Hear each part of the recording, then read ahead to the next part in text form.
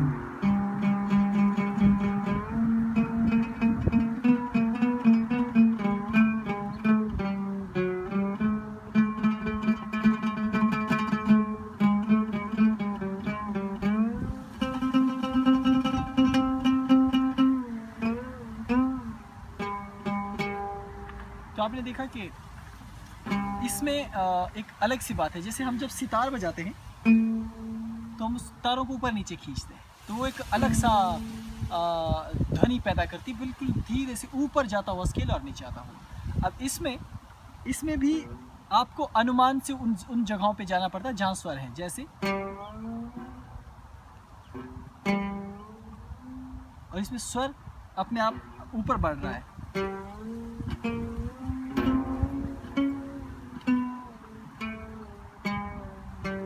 इससे क्या मालूम पड़ रहा है हमें कि ये थोड़ा सा मुश्किल है। थोड़ा सा मुश्किल इसलिए क्योंकि जब हमारे पास फ्रेट्स यहाँ होते हैं तो आसानी होती है, क्योंकि उन एक को देखकर हमें मालूम है कि स्वर कहाँ है। लेकिन यहाँ आपको पूरी तरह से आंखें बंद करके ही ढूंढना पड़ेगा, इसलिए मुश्किल है।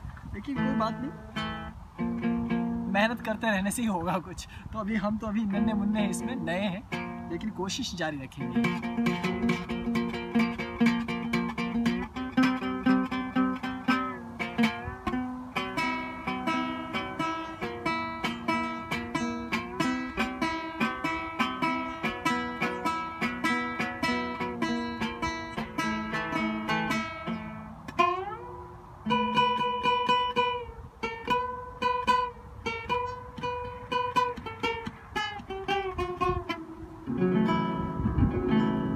मुझसे इससे ज़्यादा बजने वाला है नहीं, लेकिन फिर भी मैंने आपको बता दिया। आपको मैं इसे दिखाता हूँ। आगे से ऐसा है और पीछे से ये ऐसा दिखता है, गोल, और ऊपर से इसकी गर्दन ऐसी टेढ़ी है, हाथ के जैसी ऐसी। तो ये बेहद खूबसूरत है और बहुत ही सुंदर, और नाम भी इसका सुंदर है, ऊद। तो आशा है कि आप भी संगीत के लिए कुछ न कुछ कोशिश तो कर ही रहे होंगे, कोई ना कोई वाद्य यंत्र बजा रहे होंगे।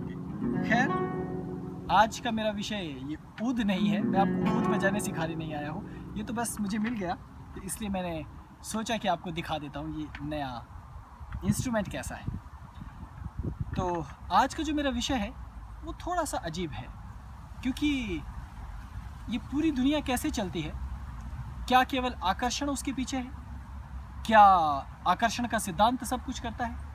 और क्या जो हम सोचते हैं केवल वही होता है? इसलिए क्या हमें केवल अपने विचारों को मजबूत करना चाहिए?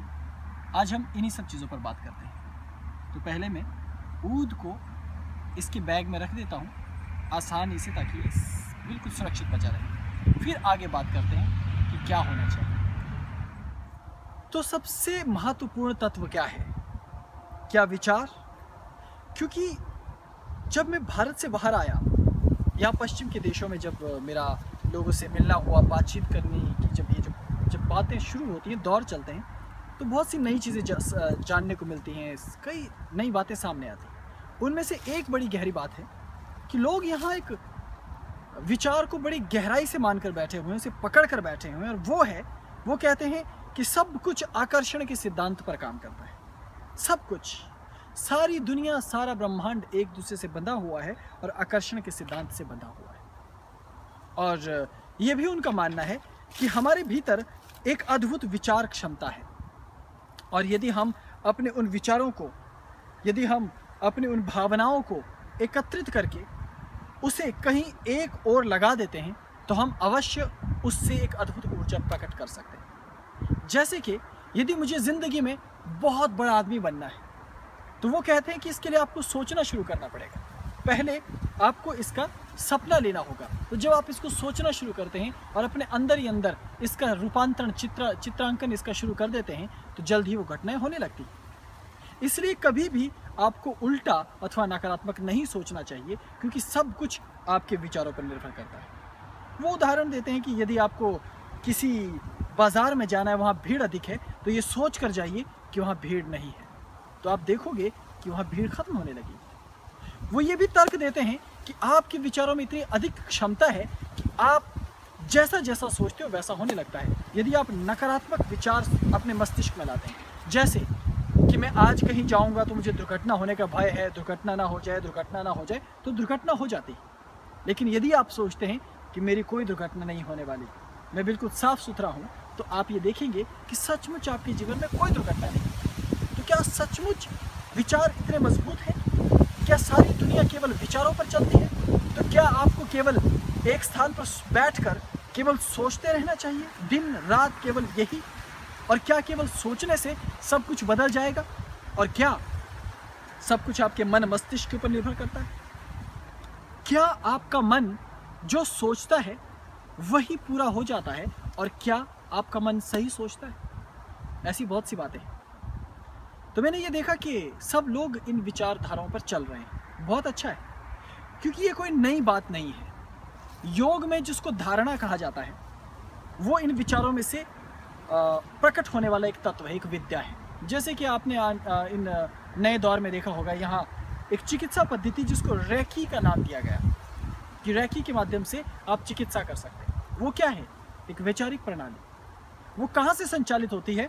मस्तिष्क से, हृदय से और हमारे आज्ञा चक्र के कुछ केंद्रों से। और जब आप अपने हृदय चक्र से, अपने देह से उस अन्नमय कोश का प्रयोग करते हुए ऊर्जा को प्रवाहित करते हैं, तो आप उसका कुछ उत्तर प्रत्युत्तर पाते हैं ब्रह्मांड से। तो लोग जब इसका थोड़ा बहुत प्रत्युत्तर पाते हैं, तो समझते हैं कि वाह, यही वास्तविक सत्य है और यही सच है। लेकिन आपको क्या करना चाहिए? आप इस तत्व को कैसे समझेंगे कि क्या है सच्चाई? अब परत दर परत हम बात करते हैं। सबसे पहले हम बात करते हैं कि क्या सकारात्मक विचारों की जरूरत है? क्या जो आकर्षण का सिद्धांत है ये काम करता है? तो इसका सीधा सा उत्तर है हाँ, ये काम करता है, और इसके ऊपर चलने वाला व्यक्ति अपने जीवन को बहुत हद तक आगे ले जा सकता है। लेकिन अब यहाँ लेकिन आ गया। आप कहेंगे लेकिन क्यों? लेकिन ये बात ये है कि पूरी तरह से यदि आप इस सिद्धांत को मानने लग जाओ, तो फिर आप डूब जाओगे, क्योंकि ये सिद्धांत पूरी तरह से सच नहीं है, सच के नज़दीक है। ये पूरा नहीं है, ये अधूरा सत्य है, लेकिन आप ये नहीं कह सकते कि इसमें ऊर्जा या शक्ति नहीं। हाँ, यदि आप सोचते हैं कि मुझ में बल है, तो आप लड़ सकते हो। जैसे मान लीजिए कि एक शाम को आप किसी सड़क पर अकेले जा रहे हैं, बिल्कुल अकेले, और अचानक आपने देखा कि सामने एक खतरनाक कुत्ता आपकी ओर घूर रहा है, आपको देख रहा है, और उसके दांत बड़े हैं, उसकी आंखें बड़ी हैं, उसके कान बिल्कुल खड़े हैं, और वो आपको नोचने के लिए तैयार है। तो ऐसे में क्या होगा? आपके पास दो विकल्प हैं। नंबर 1, उसका सामना। नंबर 2, वहाँ से 9-2-11 हो जाना। और मैं जानता हूँ कि कुत्ते से तेज तो आप भाग नहीं सकते, अगर भागने की कोशिश की तो फिर तो आप गए काम से, क्योंकि अभी तक जो कुत्ता केवल घूर कर डराने की कोशिश कर रहा था, तब वो शेर बन के आपका पीछा करेगा और आप मारे जाएंगे। अब दूसरा तरीका आपके पास बचा है, विश्वास करो अपने ऊपर, सांस लो कि कोई बात नहीं, कुत्ता है, अब अगर इसने मेरे ऊपर आक्रमण किया तो मेरे पास में तो टांग है ना, खींच के एक ऐसी लात मारूंगा कि दूसरी बार कुत्ते को ये मालूम पड़ेगा कि इस तरफ से कोई व्यक्ति जा रहा है, तो वो अगली बार से किसी की तरफ देखना तो दूर, देखते ही अपनी पूंछ पीछे से छुपा कर नीचे डालकर फोल्ड करके भाग लेगा वहां से। समझ में आ गया? तो इसके लिए आपको किस चीज़ की ज़रूरत है? विश्वास करने की, सकारात्मक ऊर्जा की, कि मैं इस कुत्ते को मुंह तोड़ जवाब दे सकता हूं और मैं एक ही ऐसी लात मारूंगा कि ये याद रखेगा। और सच में आप ऐसे जीत सकते हैं। हालांकि आप प्राणियों को मारिएगा मत, क्योंकि कुत्ते इतने बुरे नहीं होते, ठीक, बहुत प्यारे होते हैं, उनको प्यार करना चाहिए। लेकिन मैं उदाहरण देने के लिए मजबूर हूँ, इसलिए ऐसे ऐसे उदाहरण देने पड़ते हैं। तो ये एक जीवन का उदाहरण है। तो तब आपने अपने ऊपर विश्वास किया, अपने मनोबल को टूटने नहीं दिया, कहा कि नहीं तुम कर सकते हो, तुम इस काम को कर सकते हो, और आप उसे कर डालें। ठीक वैसे ही आपको कोई मंच के ऊपर अचानक बुलाता है कि पेश खिदमत है आपके सामने ईश पुत्र कौलांतकनाथ, अब वो आपके सामने आकर एक गाना सुनाने वाले हैं। अब बेचारे ईश पुत्र जी तो बाहर बैठे हुए थे कि दूसरों को सुनेंगे, उनको मालूम नहीं था कि मंच पर से ये दुर्घटना घट जाएगी। अब अचानक से यहाँ तारे नजर आने शुरू हो जाते हैं, चांद तारे सूर्य सब नवग्रह, और चिड़िया यहाँ पर चहचहाने लगती है। कुछ समझ नहीं आता है, तोते उड़ जाते हैं, हिंदी में कहावत है ना, तोते उड़ जाना, तो तोते उड़ जाते हैं। और जो भी अगर आपको गलती से गाना भी याद आता है वो भी उस समय भूल जाता है। तो सब कुछ जो आपने सीखा है सब अचानक गया और आपका दिमाग शून्य। अब आप मंच पर जा रहे हो, इतने सारे लोग सामने और ऐसे देख रहे हैं, अच्छा अब ईशपुत्र गाना गाने वाले हैं। अब सबको मालूम है कि ईशपुत्र उतने अच्छे गायक है नहीं और गाना उनको आता नहीं, लेकिन लोग तो देखेंगे ना, नहीं अब मंच पर आ रहे हैं। फिर उनकी अपेक्षाएं आपसे बहुत अच्छी ज़्यादा हैं, और आप तो वो हैं जिनको रियाज का रा भी पता नहीं, सुर का सा भी पता नहीं, ताल का ता भी पता नहीं, और ना ही हृदय में भाव हैं और ना ही स्वर में सरस्वती है। तो अब क्या होगा? रोएंगे या चिल्लाएंगे जाके? तब तो कोई चारा आपके पास है नहीं सिवाय आंख बंद करके ये कहने के कि ईश पुत्र तुम कर सकते हो, चिंता मत करो, चाहे टूटा फूटा सुना दो पर एक लाइन जरूर सुना देना, बिल्कुल चिंता मत करो। और तब ये ऊर्जा आपके काम आती है और आप देखोगे कि ये ऊर्जा आपको फायदा देने लगेगी, और आप मंच पर जाके मोहम्मद रफ़ी जैसा नहीं, किसी बड़े प्रतिष्ठित गायक जैसा नहीं, किसी मुकेश या भारत की रत्न लता मंगेशकर जैसा नहीं, लेकिन कम से कम आप एक लाइन को ढंग से गुनगुना तो सकोगे। लेकिन ये एक ऐसी मनो ऊर्जा है कि जब आप इस मनो ऊर्जा पर काम करना शुरू कर देते हो तो ये बढ़ती है। इसलिए योगियों ने धारणा करने को कहा। धारणा क्या है? कुछ अच्छे और उत्तम विचारों को चुनकर उन पर ध्यान करना और सोचना कि मेरे अंदर ये गुण है, जैसे मैं पवित्र हूँ, मैं योगी हूँ, मैं निर्मल हूँ, मैं अहंकार रहित हूँ और मैं सर्वश्रेष्ठ हूँ, आदि आदि आदि। लेकिन यहाँ जब आप इस अभ्यास को करते हैं कि मैं जो सोचता हूँ, मेरे जो विचार हैं वो होता ही है, वो होकर ही रहेगा, तो कभी कभी जब आपकी इस विचारधारा पर नियंत्रण ना हो तो ये चीज़ आपको गलत रास्ते पर ले जा सकती है। इसलिए विचारों का प्रवाह कितना सच्चा है, वो ऊर्जा कितनी सच्ची है, इसे जानना ज़रूरी है। आपको कभी कभी ये ऊर्जा गलत रास्ते पर ले जा सकती है। जैसे एक उदाहरण देता हूँ मैं आपको कॉलेज के समय का। हम जब कॉलेज में थे तो हमारे समय में उतना खुलापन नहीं था। एक तो गांव का कॉलेज, नया कॉलेज, उतना खुलापन नहीं था, लेकिन फिर भी कुछ बिगड़ैल लड़के हर जगह होते हैं। तो जो नई लड़कियां आ रही थी कॉलेज में, तो वो पुराने लड़के वो एक लड़के को बेचारे को मुर्गा बना के भेज देते कि जाके इस लड़की को आई लव यू कहो। अब आप सोचिए कितना खतरनाक, क्योंकि वो लड़की थप्पड़ मारेगी ये तो पक्का है, और इधर से नहीं सुना तो अब ये लड़के थप्पड़ मारेंगे, थप्पड़ ही नहीं, ये तो मुक्का मार के नाक आँख नीला पीला पता नहीं क्या क्या कर देंगे। और कॉलेज के दिन, और जो नए लड़के आए होते हैं उनकी तो बेचारों की हालत पतली, हनुमान चालीसा पढ़ के तो कॉलेज आ रहे होते हैं। अब उनको ये काम दे दिया गया, चुनौती। अब वो क्या करेंगे? अब देखिए क्या हुआ, जिस नए लड़के को उन्होंने चुरा कहा तुम जाओ और इस लड़की को आई लव यू कह के आओ, बेचारा गया। अब मैं देख रहा था सारा दृश्य कि हो क्या रहा है, लेकिन अपने नियंत्रण में नहीं था। हमने कहा चलो ईशपुत्र आज फंस गए हो, तुम भी देखो क्या होने वाला है इधर, क्योंकि हम भी लाइन में थे तो हमारा भी नंबर आना था। एक तो हम पहले स्कूल और कॉलेज में कभी दर्शन ही नहीं होते थे, तो जब दर्शन होते थे तो ये हरकतें ठीक। वो महाशय गए और उन्होंने उनके पास जाके बड़े अदब से उनको पहले हेलो कहा, फिर ये कहा कि आई लव यू। और लड़की ने ज़रा घूर कर देखा और उनसे बात नहीं की और वो चली गई अपने रास्ते आगे, और उसकी जान बच गई। और उसके बाद क्या हुआ अब देखिए, कुछ दिनों के बाद इस लड़के को फिर पकड़ा उन्होंने और फिर से एक और लड़की के पास भेजा, यही हरकत सेम, दोबारा से वही। लेकिन इस बार मैंने देखा कि इस बार वो ज़्यादा विश्वास से भरा हुआ था, और यही हरकत तीसरी चौथी बार भी हुई। और बाद में आपको मालूम कि क्या हुआ, मैं इन भाई साहब को देखता रहा, अब ये मास्टर हो गए थे। अब कोई भी लड़की होगी वहाँ अगर जाकर आई लव यू कहना है तो उनको कोई चिंता ही नहीं। भाई साहब इतने बिंदास हो गए कि उसके बाद मुझसे नहीं रहा गया। अब मैं भी तो कम उदंड नहीं हूँ, सीधे सीधे उनके पास गया। मैंने पूछा एक बात मुझे तुम बता दो, पहले दिन जब तुम्हारी मुर्गी बन रही थी तब मैं तुम्हें देख रहा था खुद अपनी आंखों से कि तुम्हारे हाल क्या थे। आज तो तुम बहुत तेज़ हो गए हो, और वो भी उल्टी चीज़ में। ये माजरा क्या है? और मैंने कहा भाई देख, ये चीज़ ठीक नहीं है, तुम्हारे लिए अच्छा नहीं है, तुम्हारे हृदय का विकास रुक जाएगा, ये आध्यात्मिक नहीं है। तुमने डर से शुरुआत की थी और अब तुम इस आपराधिक वृत्ति का मजा लेने लगे।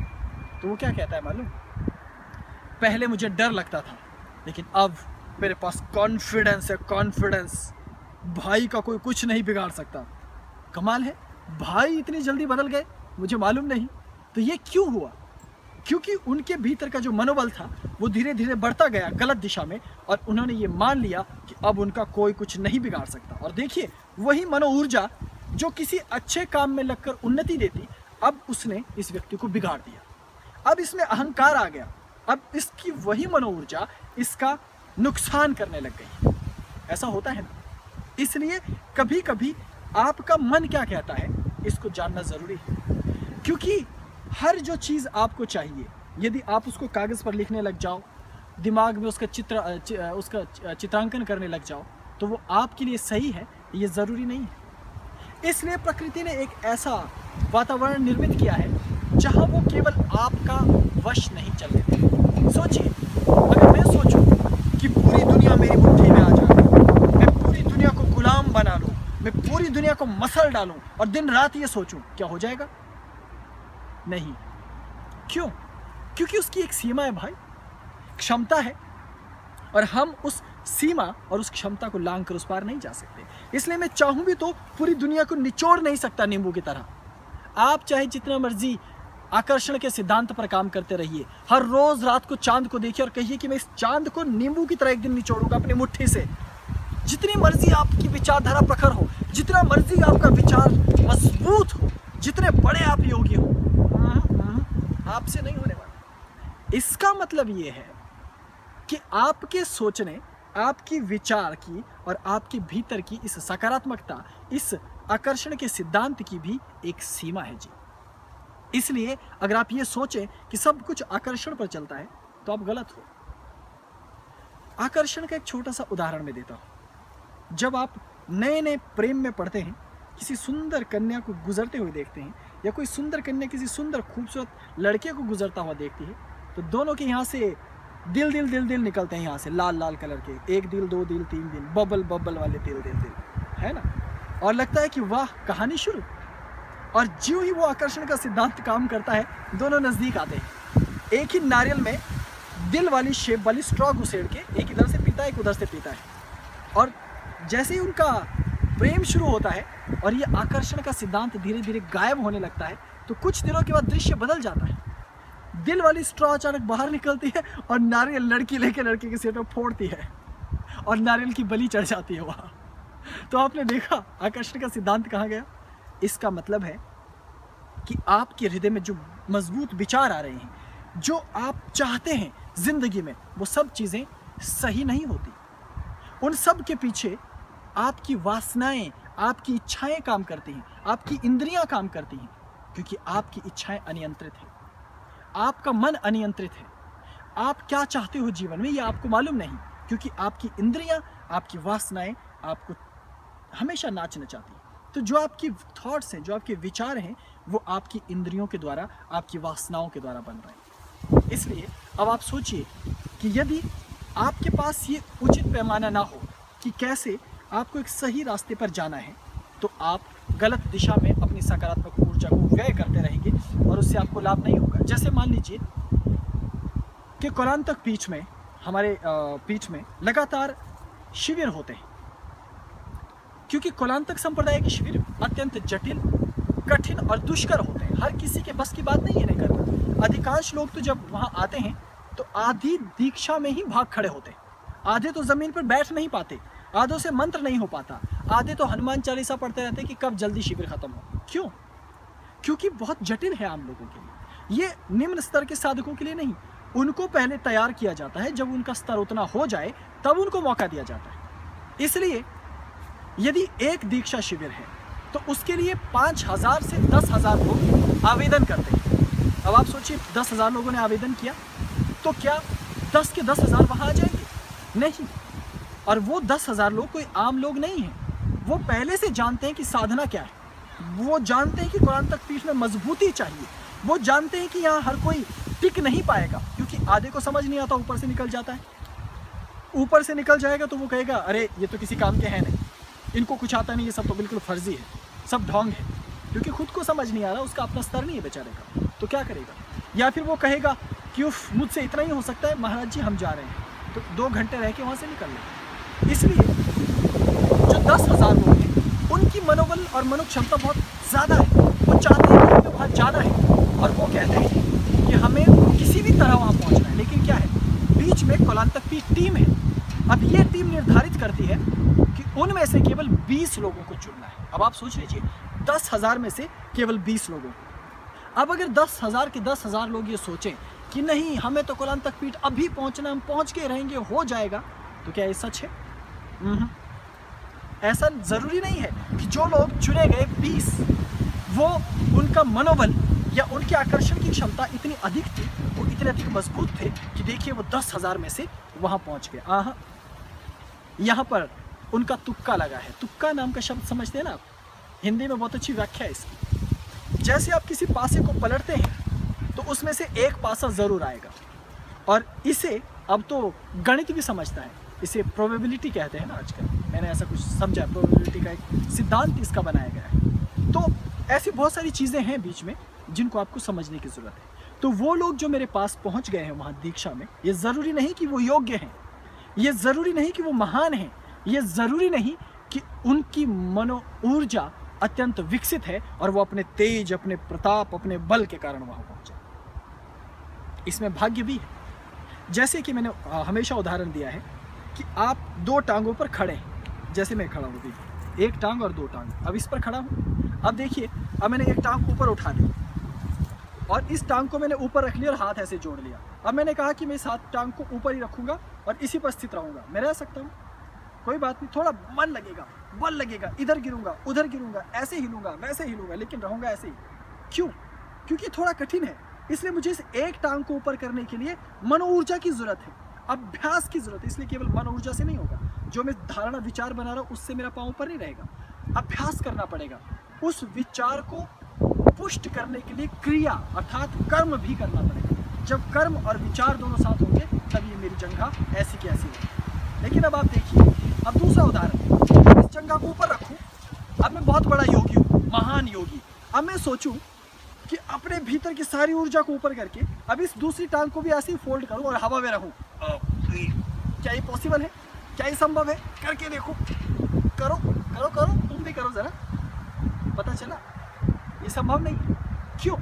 क्योंकि मेरी मनो ऊर्जा की एक सीमा है। यहाँ पर केवल मनो ऊर्जा का ही विज्ञान नहीं है, इस पृथ्वी का भी विज्ञान है, इसका भी आकर्षण है, इस ब्रह्मांड का भी विज्ञान है, इसका भी आकर्षण है। इसलिए इतने सारे आकर्षणों के बीच में आप छिपे हैं और इतने सारे ज्ञान विज्ञान के बीच में आप छिपे हैं कि आपको पता नहीं चलेगा कि कहाँ सत्य खत्म हो जाता है, कहाँ असत्य शुरू हो जाता है। इसलिए आकर्षण के सिद्धांत को समझना आसान नहीं।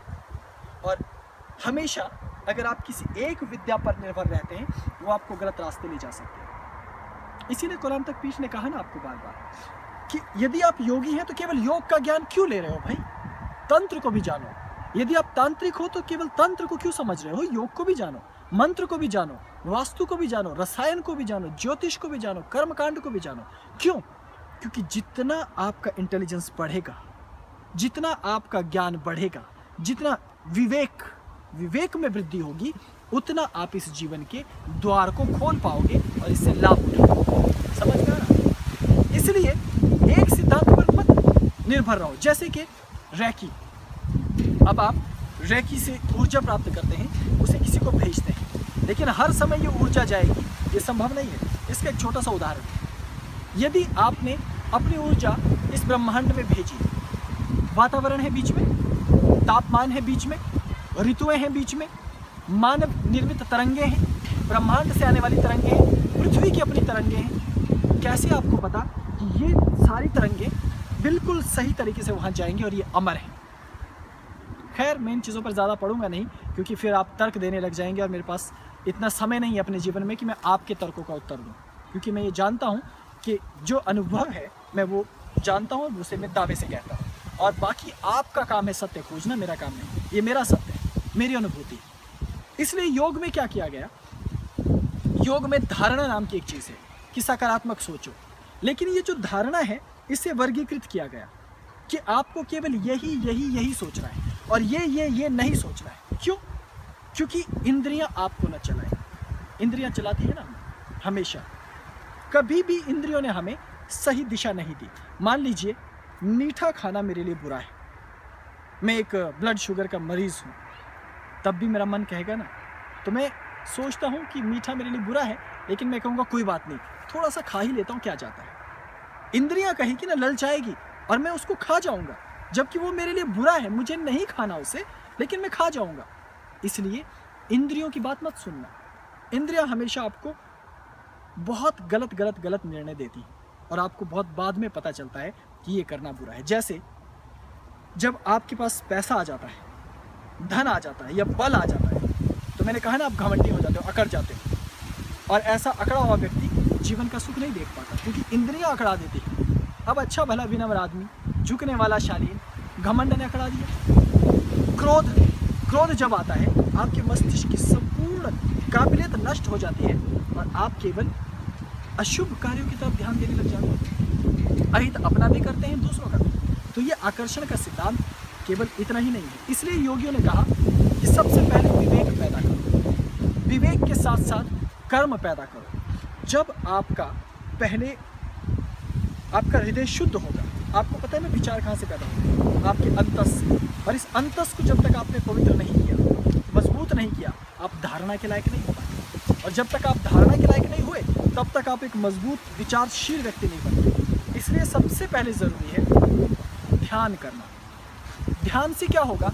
सबसे पहले तो ध्यान से भी पहले एक स्थिति जिसे कहा जाता है एकाग्रता। एकाग्रता के लिए आप किसी एक बिंदु पर अपनी नज़र टिकाते हैं और उस पर टिकाए रखने का अभ्यास करते हैं, त्राटक। और उसके बाद अपने विचारों पर एकाग्रता, अपने विचारों को मौन होकर देखते रहते हैं ध्यान की अवस्था में कि विचार आ रहे हैं, जा रहे हैं, आ रहे हैं, जा रहे हैं। अंत में केवल एक विचार रह जाएगा और वो विचार अत्यंत प्रखर हो जाएगा। उसे मेडिटेशन कहा जाता है, वो अभ्यास है। उसके बाद पूर्ण मेडिटेशन, जब वो विचार, जब आप अपने अस्तित्व से भीतर जुड़ जाते हैं और जब आप गुरु के सानिध्य में रहते हैं, सत्संग करते हैं, विवेक को जागृत करते हैं, तब आपको समझ आता है कि कौन सा विचार करने से आपका काम होगा और कौन सा विचार नहीं करने से आपका हित होगा। समझ में आ गया? इसलिए ऐसा मत सोचना कि समुद्र के पास जाकर आप कहोगे विचार धारणा मजबूत करके कि ये समुद्र आपको रास्ता देगा, और सच में समुद्र आपको रास्ता देने वाला है। जिंदगियां बीत जाएंगी, ऐसी मूर्खता मत करना। बजाय ये करने के एक कश्ती बना लेना और कश्ती पर चप्पू चलाना, खूब मेहनत करना चप्पू पे, तुम समंदर के उस पार जा पाओगे। खतरे होंगे ज़रूर, लेकिन जा ज़रूर पाओगे। तो समझ में आया? इसलिए ये जो सिद्धांत है केवल वैचारिक नहीं है, इसके पीछे बहुत सी बातें हैं। केवल उसी व्यक्ति का विचार अत्यंत मजबूत हो पाता है जो धारणा के उस पार जाता है। आपको एक कश्ती लेके उसके चप्पू पर मेहनत करनी चाहिए, दिन रात मेहनत कीजिए, लगातार मेहनत कीजिए, तो आप सागर के उस पार चले जाएंगे। तो इसी तरह जीवन को केवल कल्पनाओं पर नहीं छोड़ना है, उसे यथार्थ में देखने की ज़रूरत है। नहीं तो बहुत सारे लोग मैंने देखे, जब यहाँ पश्चिम में आया, दिन भर बैठे रहते हैं पेड़ों के नीचे, भोजन पानी की चिंता है नहीं, ये सोचते हैं कि हम विश्व कल्याण कर देंगे यहाँ बैठे बैठे और सब ठीक हो रहा है। बस सोचते रहो, सोचने वाले बस सोचते रह जाते हैं कि बस ऐसा होने वाला है, और जो लोग बुरा करने वाले हैं वो तो बंदूक लेके सीधे गर्दन पर रख के लोगों को मार रहे हैं, सीधे चाकू रख के लोगों की गर्दनें काट रहे हैं। आखिर कब तक सहेंगे हम ये, और कब तक आप और हम केवल कल्पनाएं करते रहेंगे कि हम नकारात्मक शक्तियों को मार रहे हैं, खत्म कर रहे हैं। उनको खत्म करने के लिए सामने आना पड़ेगा, केवल विचारों से नहीं मारा जा सकता। इसलिए मजबूत होने की जरूरत है, इसलिए धारा को बदलने की जरूरत है। इसलिए प्रेम को केवल हृदय में रखकर ये कहना कि मैं प्रेम बांट रहा हूँ सारे संसार को, ये ज़रूरी नहीं है जी। ज़रूरी ये है कि मैं खुद जाकर किसी को प्यार करूँ, उसको अपने सीने से लगाऊँ, उसे रोटी का टुकड़ा जो मेरे पास है उसे भी दूँ और मिल करके खाऊँ, और यदि मेरे पास कोई अच्छी चीज़ है उसे बांटने के लिए लोगों को बुलाऊँ और कहूँ मेरे पास आओ, मेरे पास ये चीज़ है, मैं आपको दे सकता हूँ। कोई दुखी है तो उसको प्रत्यक्ष ज्ञान दे सकूँ, प्रत्यक्ष प्रेम दे सकूँ। इसलिए सबसे पहले ध्यान में उतरना, भीतर अपने आप को रिक्त करना, और भीतर से आने वाले जो विचार हैं उनको रूपांतरित करना, उनको एक दिशा में ले जाना, जिनको चैनलाइज करना कहते हैं, वो ज़रूरी है। और फिर शोधन, विकार शोधन एक अच्छा शब्द है। जो हमारी वासनाएं हैं, क्रोध है, वो एक ऊर्जा है, उसका रहना ज़रूरी है, लेकिन कहाँ उसका इस्तेमाल होना है, कैसे उसका इस्तेमाल करना है, इसके लिए प्रज्ञा की ज़रूरत है। तो आपको वो प्रज्ञा पैदा करनी है अपने भीतर। समझ में आया? इसलिए अपने ऊपर ध्यान दीजिए, अपने ऊपर पूरी तरह से जुड़ जाइए, और केवल ये सोचना कि आप किसी चीज़ को शिद्दत से चाहेंगे, किसी चीज़ को पाने की पूरी कोशिश करेंगे तो वो मिल ही जाएगी, ये सच नहीं है। इसलिए मैंने कुछ बेवकूफ़ी वाली हरकतें देखी हैं। मैं साफ तौर पे आपको बता दूं, यदि आप लैला मजनू छाप लोग हैं ना, मॉडर्न आधुनिक, जो प्रेमिका से प्रेम करते हैं और प्रेमिका नहीं मिली तो या तो उसको नुकसान करेंगे या खुद का नुकसान, या उसको मार डालेंगे या खुद को। ये ना तो प्रेम है, ना ही ये आकर्षण का सिद्धांत है, ना ही ये विकर्षण का सिद्धांत है। इसको कहते हैं द लॉ ऑफ फुलिशनेस। समझ में आ गया? तो मूर्खता मत रखना दिमाग में, ठीक है? और द लॉ ऑफ स्टूपिड्स मत सीखना अपनी ज़िंदगी में। लॉ जो है वो कुछ और ही है, सत्य बहुत सारे पर्दों के बीच में। और याद रखिए, सारी दुनिया अगर माया है तो ये केवल माया उसके लिए है जो तत्वदर्शी हो गया। क्या हमारे लिए माया है? देखिए ये मैं छू रहा हूँ, क्या ये माया है? जब भूख लगती है, रोटी का दाना नहीं होता, तो क्या तब आप कह सकते हैं कि ये माया है? क्या जब आपका कोई अपना व्यक्ति मर जाता है, शरीर छोड़कर चला जाता है, तब क्या आप कह सकते हैं कि ये माया है? जब दिल टूटता है, इंसान रोता है, तब आप कह सकते हैं कि ये माया है? जब आपके पास जॉब नहीं है, नौकरी नहीं है और आप इस माया में फंस चुके हैं, तब लगता है ये माया है? नहीं जनाब, ये सच लगती है, और सच ही है उसके लिए जो कि इस दैहिक बंधन से, अन्नमय कोश से मुक्त होकर उस पार नहीं चला गया। तो क्या तरीका है आपके पास? इस माया को समझना चाहिए। यहाँ पर कितना आकर्षण है, कितना विकर्षण है, कितना इंद्रियजन्य तेज है और कितना मनोजन्य तेज है। इन सब को समझने के लिए विवेक की ज़रूरत है, इंटेलिजेंस की ज़रूरत है। और इसकी शुरुआत होगी ध्यान करने से और सत्संग करने से, गुरु से चर्चा सुनने से, उनके साथ रहने से, उनका मार्गदर्शन प्राप्त करने से। इसलिए अपने भीतर के सत्य की तलाश करो, केवल रैकी पर निर्भर मत रहो। मैं रैकी का बहिष्कार नहीं कर रहा, उसके खिलाफ नहीं बोल रहा, लेकिन मैं ये कह रहा हूँ कि वो महान यौगिक धारणा, इतनी बड़ी धारणा पद्धति है, उसमें से लिया गया एक छोटा सा अंश। जानना भी और है, सितारों से आगे जहाँ और भी है, आसमां बहुत अनंत हैं, ग्रह बहुत सारे हैं, सूर्य अनेक हैं, और दिन दुनिया में न जाने कैसी कैसी चीज़ें हैं, कितने सत्य हैं, उनको जानना अभी आपको शेष है।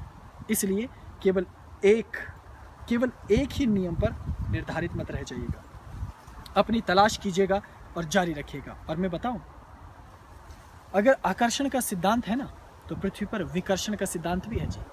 अगर आप ये चाहेंगे कि मुझे कुलांतकनाथ को हासिल करना है, मान लीजिए, और आप दिन रात ये सोचे कि मुझे हर हालत में कुलांतकनाथ को पाना है, पाके ही रहूँगा, तो कुलांतकनाथ के पास भी धारणा है जी, अगर आपका लॉ ऑफ अट्रैक्शन है तो मेरा उसका विपरीत है। मेरे पास भगाने का लॉ भी है, तो मैं भी दिन रात सोच सकता हूँ ये दुष्ट मेरे पास किसी भी कीमत पे ना आए, ये बस मुझसे दूर जाए, हर हाल में दूर जाए। तो फिर देख लीजिए, आपका आकर्षण और मेरा विकर्षण दोनों एक साथ काम करेंगे ना, तो फिर हल क्या है? इसलिए मामला ज़रा टेढ़ा है। इसको समझने के लिए आपको ज़रा स्वयं इसकी तलाश, स्वयं इसकी गहराई में उतरना होगा। मैं उदाहरण दे के समझाना चाहता हूँ, मैं आपको तर्क दे के समझाना चाहता हूँ, पर विवश हूँ। मेरा संप्रदाय ऐसा है, ये परंपरा ऐसी है जो मुझे अधिक तर्क देने की इजाज़त नहीं देती। क्योंकि कारण क्या होता है, यदि मैं सब तर्क आपको दे के समझा दूँ कि ठीक क्या कमी है आकर्षण विकर्षण के सिद्धांत में, क्यों किसी एक सिद्धांत पर निर्भर मत होना, तो आप उस सिद्धांत की तलाश खुद नहीं करेंगे, आप ढूंढेंगे नहीं उसे। इसलिए मैंने केवल चारों तरफ से घुमाकर आपको एक बिंदु दिया है सोचने के लिए। अब सोचना आपको है, अब हल आपको निकालना है। तब आप जानोगे कि अन्य नियमों को सीखना क्यों ज़रूरी है, आकर्षण के अतिरिक्त कर्म क्यों ज़रूरी है, और विचार क्यों ज़रूरी है। अपनी जगह हर चीज़ ज़रूरी है, लेकिन उन सब की अपनी अपनी सीमाएं हैं। उन सीमाओं के साथ वो इस पृथ्वी पर विद्यमान है, ब्रह्मांड में विद्यमान है। एक कुशल योगी जानता है कि कर्म के स्थान पर कैसे कुशलता से कर्म करें, क्योंकि योग कर्मसु कौशलम, किसी भी काम को सुंदर तरीके से पूरा अस्तित्व लगा के कैसे किया जाता है, यही तो योग है। और ठीक वैसे ही विचार अत्यंत अनूठी ऊर्जा है, मस्तिष्क की ऊर्जा है, और इस ऊर्जा का सही इस्तेमाल होना चाहिए। इसलिए ऐसा सोचिए जो बेहतरीन हो, जो आपको बहुत सुख प्रदान कर सके, आनंदित कर सके। इसलिए धारणा का जो उत्तम भाग है उसे अपनी ज़िंदगी में चुन लीजिए, अपनाइए उसे। तब वो भावनाएं, वो धारणाएं आपको बल देने लगी। इसीलिए कर्म की जगह कर्म, विचार की जगह विचार, पुण्य की जगह पुण्य, पाप की जगह पाप, ये कोई भी चीज़ें ना तो अलग हैं ना ही एकदम जुड़ी हुई है, न निकट भी है और दूरी भी है। तभी तो हमारा जीवन चल रहा है। मैंने आपको ऊद बजा कर दिखाया, मैंने एक उदाहरण दिया कि हर एक में 2-2 तारे हैं, और आपने एक चीज़ गौर से देखी कि हर तार के बीच में एक दूरी है, वो एक दूसरे से जुड़ी हुई नहीं। क्योंकि जिस दिन जुड़ जाएंगी, आप बजाओगे, संगीत नहीं उठेगा जी, संगीत बजेगा ही नहीं। संगीत बजने के लिए दोनों तारों के बीच में दूरी होना ज़रूरी, तब वो बज सकती है। इसलिए कर्म की जगह कर्म, विचार की जगह विचार, दोनों को एकदम मिला मत देना और दोनों को दूर भी मत रखना। साथ रहेंगे, समानांतर चलेंगे तो जीवन आगे चलेगा। और योग करना, ध्यान करना, यही सब इसका मूल सूत्र है। तो मैं फिर आपको नए विचार ज़रूर उनसे अवगत करवाऊंगा जो मुझे समझ में आते हैं, और जो आप लगातार मुझसे प्रश्न करते रहते हैं उनका उत्तर मिलेगा। लेकिन मैं बार बार आपसे कह रहा हूँ कि इतनी लंबी सूची मत बना दीजिए मेरे लिए कि मुझे भी डर लगने लगे। हालांकि मैं डरता नहीं हूँ, लेकिन आपकी सूची इतनी लंबी हो गई है प्रश्नों की कि सोचता हूँ कि 6-7 जन्म तो केवल प्रश्नों का उत्तर देने में लग जाएंगे। फिर भी मेरी कोशिश जारी है, चुनिंदा प्रश्नों के उत्तर मैं देता रहूँगा। यहाँ पतझड़ का मौसम आ गया है, आपने देखा सब पत्ते पीले हो चुके हैं, और आज मौसम बहुत साफ़ सुथरा है। 2-3 दिनों से मौसम बहुत ख़राब था। अब मैं दोबारा आपके सामने आऊँगा कुछ नया विचार लेके। फिलहाल इस धूप का आनंद लेता हूँ और देखता हूँ अगली बार आपके लिए कौन सा विषय लेकर आऊँगा। आशा है तब तक साधना जारी रहेगी, ध्यान योगाभ्यास जारी रहेगा, और सत्य की तलाश में आप जुटे रहोगे। आखिरी बात, केवल मुझ पर निर्भर मत रहे। धन्यवाद। ओम नमः शिवाय। प्रणाम।